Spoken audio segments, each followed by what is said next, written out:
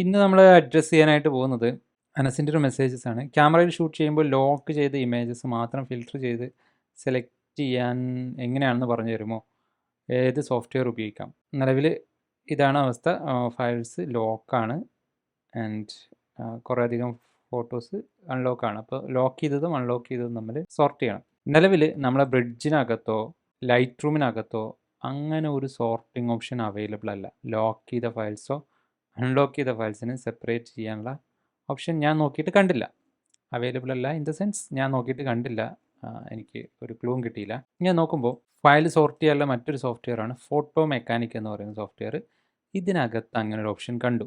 അതായത് ഇതിലേക്ക് file import ചെയ്യുന്ന ഒരു പ്രോസസ്സാണ് ഇൻജസ്റ്റ് എന്ന് പറയുന്ന സംഭവം.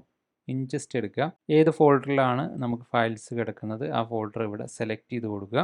അതിനുശേഷം നമുക്കൊരു ഡെസ്റ്റിനേഷൻ ലൊക്കേഷൻ ക്രിയേറ്റ് ചെയ്യണം.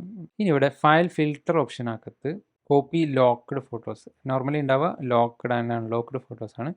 കോപ്പി ലോക്ക്ഡ് ഫോട്ടോസ് ഓൺലി കൊടുത്തു കഴിഞ്ഞാൽ നമുക്ക് ഈ ലോക്ക്ഡ് ആയിട്ടുള്ള ഫോട്ടോസ് മാത്രം ഈ പെർട്ടിക്കുലർ ഫോൾഡറിലേക്ക് ഇൻജസ്റ്റ് ചെയ്യുക. ഇൻജസ്റ്റ് മീൻസ് ഇമ്പോർട്ട് ചെയ്യുക. 2 ഫോട്ടോസാണ് ലോക്ക്ഡ് ആയിട്ടുണ്ടായിരുന്നത്. ആ 2 ലോക്ക്ഡ് ഫോട്ടോസും ഈ ഫോൾഡറിലേക്ക് വന്നു.